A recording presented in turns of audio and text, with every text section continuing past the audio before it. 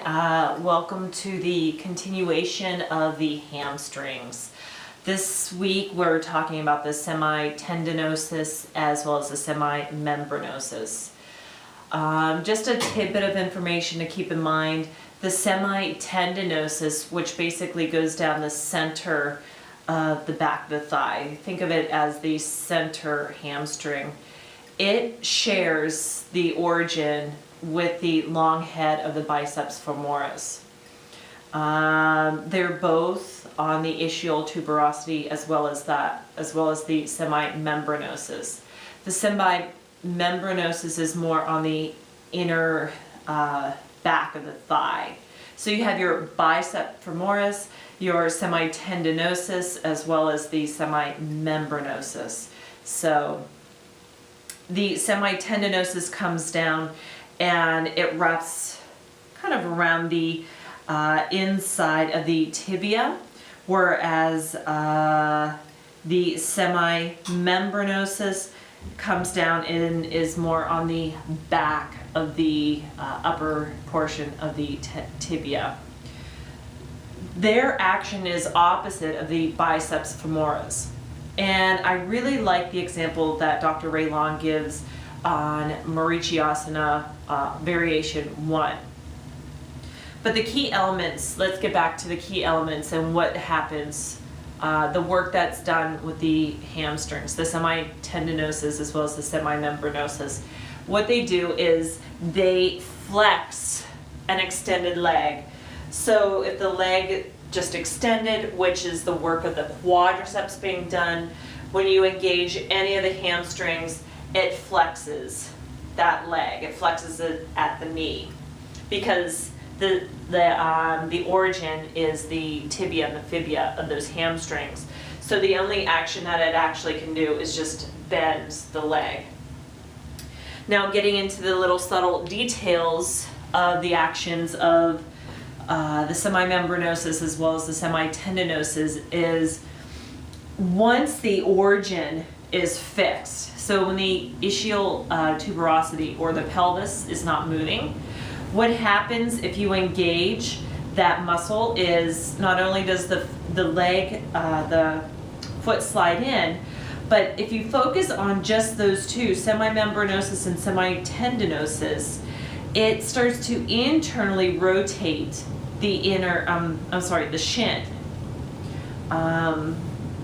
To help you get deeper into the poses, remember what is being stretched, the other muscles that help get you deeper into the pose. So those are the synergists, and the ones that are getting stretched, the antagonists. The ones you want to try to relax, if that makes sense. The synergists, the gluteus maximus, the calf muscles, and sartorius and the gracilis. Those are the muscles that help get you deeper into the poses when you're working with the semimembranosus and semitendinosus. Now the other ones that are being stretched are the quads, and the iliopsoas. So those are the big ones, the two that get stretched. So going into Marichiasana 1, I would work on my right leg being bent. So first of all, you want to stretch to warm up, just kind of opening up, doing some forward folds. Now if people have tight hamstrings, this is going to be their forward fold. Or you'll see them round their spine because it's so tight they can't like pull that muscle apart. So it's just going to be just a tight contraction there. So a way to help relieve some pressure is to have the knees bent. It's perfect to have someone do that. Otherwise, they're going to try to go further and it's just going to be their back muscles that are straining, and it's going to cause so much more discomfort than any other option that they may have. So getting into that Marichiasana 1, go ahead, bend the right knee.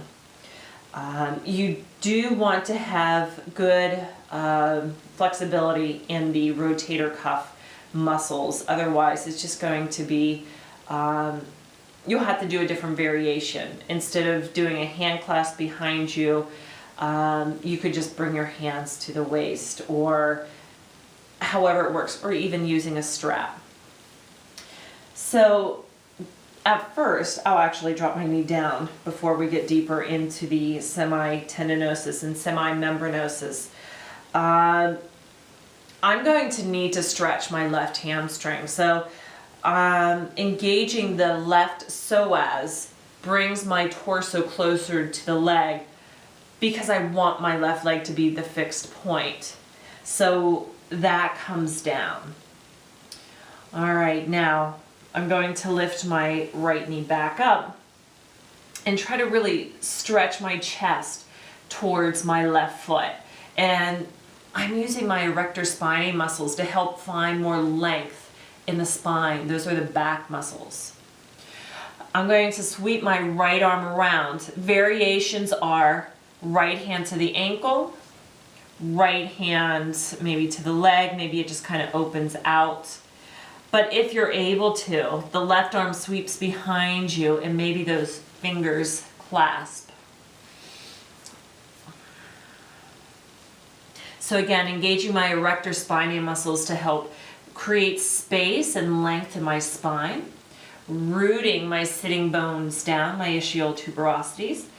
And now here's where the semimembranosus and semitendinosus come into play.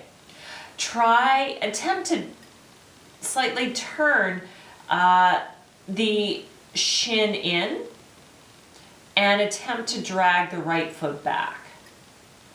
Also try to gently squeeze the left shoulder blade to the right shoulder blade. And allowing the right foot to stay fixed now, try to bring your right sitting bone towards the right heel. So that helps to get more of that twisting action. So my left hip is moving back, my right hip is moving forward. I have a sensation in my right thigh of opening out, externally rotating, and my right shin internally rotating. And they're all very subtle. It's not a real deep movement, but if you're not deep into the pose, you could actually get deeper. But again, I want you to not go as far so you could notice the subtle energies along the way.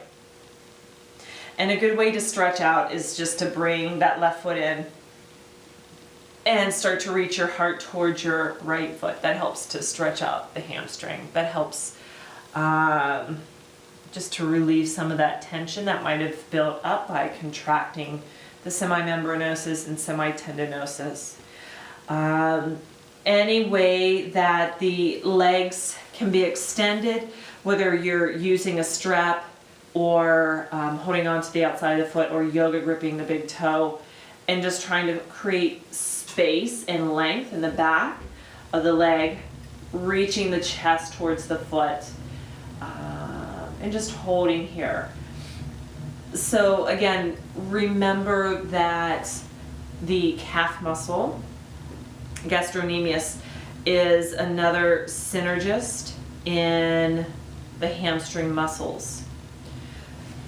So when you're flexing the feet, that gets a deeper stretch in those hamstrings because you're pulling the two bones away from each other.